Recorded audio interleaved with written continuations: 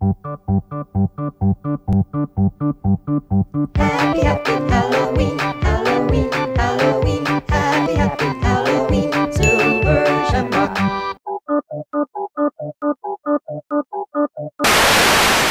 Hey everybody, Chris the old ass retro gamer here. With Halloween right around the corner, I thought it would be a good time to share a few of my favorite horror games. Most people, when they show off their list of favorite scary horror style games, they list the old standbys. They list the Resident Evils and the Silent Hills and maybe even the Clock Towers, but I like to keep it real. It was at this moment he knew.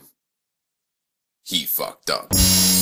I picked 5 games that aren't exactly mainstream. Not diamonds in the rough, mind you, but ones that you don't usually see on these types of lists.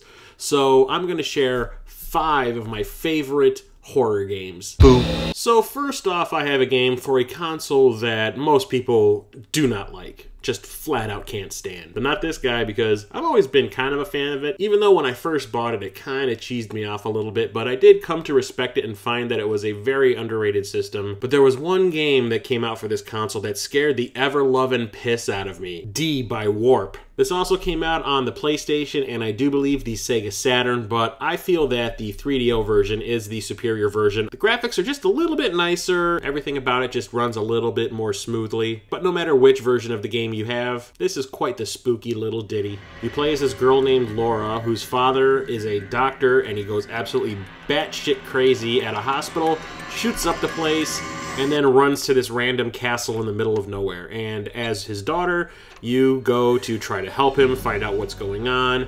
And the castle is full of traps and puzzles that you need to solve, and lots of family revelations type things ensue. It is a slower paced game, but that doesn't mean it isn't fun. It is a little bit like Myst, but there is a little bit more interaction with the backgrounds than Myst usually offers. The story is just absolutely sick and twisted, and in the end you find out one of the craziest plot twists ever. The graphics, yes, are severely dated, but that doesn't matter to me because the thing that this game has going for it the entire playthrough is mood.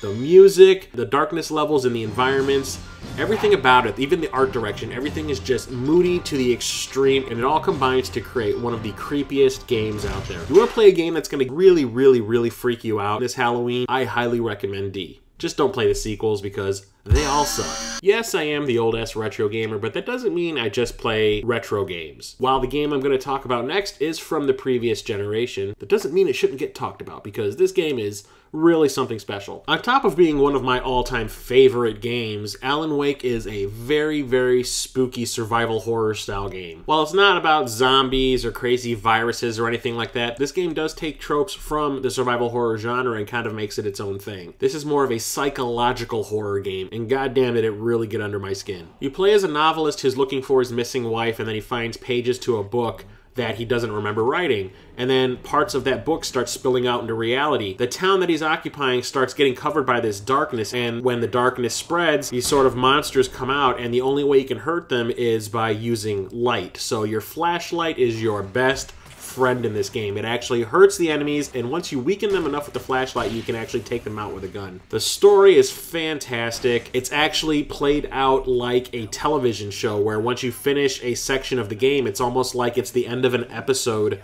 of a television show, and it says next time on Alan Wake, and it shows you a little preview of what you can expect in the next section. Really cool and clever presentation. The graphics are fantastic. I love the lighting effects, especially when you're using the flashlight on an enemy and the sparks that fly off of them to show that you're doing damage.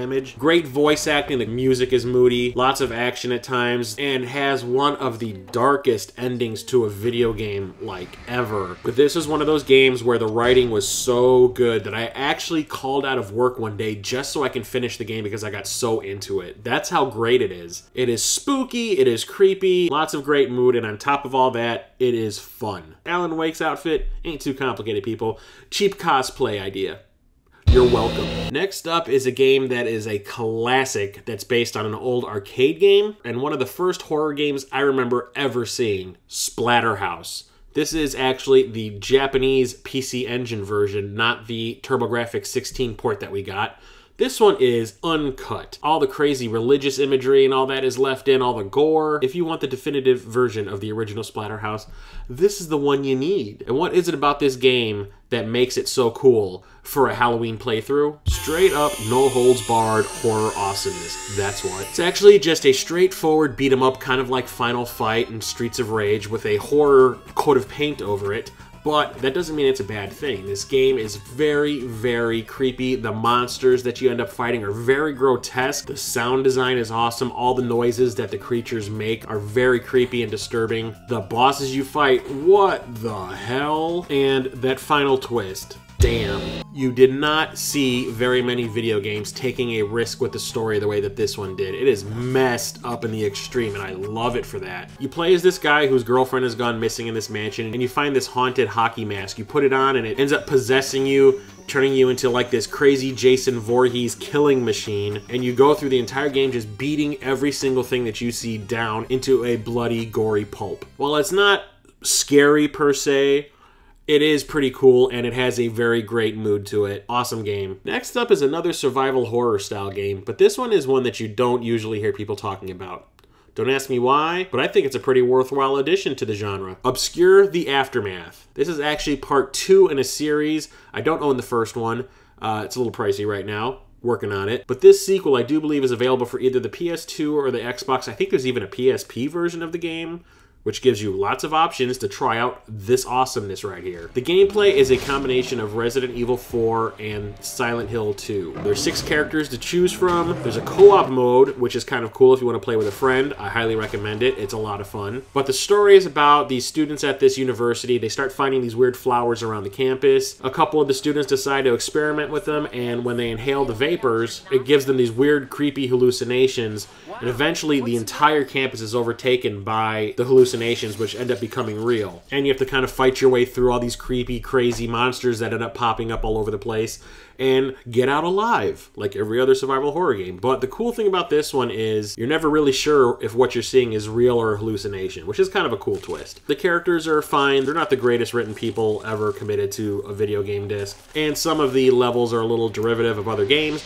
but the graphics do a great job of setting the mood. The music is the high point of this entire game, and possibly the main reason you would want to pick it up. It was performed by the Boston String Quartet and the Paris Opera Children's Choir. I actually own the soundtrack to this game, and I listen to it all the time, especially around Halloween time. I could actually put a speaker outside my door, and I would probably freak out the entire neighborhood because this stuff is weird. It's gory.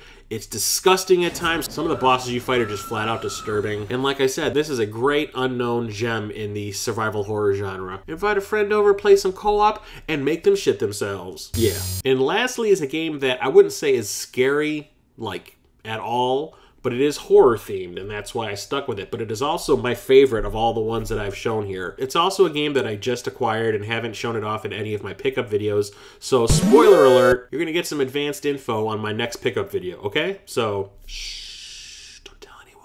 Vampire Master of Darkness for the Sega Game Gear. Just recently started collecting for this handheld, loving it. Trying to get all the games that I had when I owned my Game Gear back in the day. This was the first game I ever bought for the console. Vampire Master of Darkness is a Castlevania clone. A very good Castlevania clone. You play as this dude who's hunting down Dracula in London. Lots of platforming, lots of crazy monsters.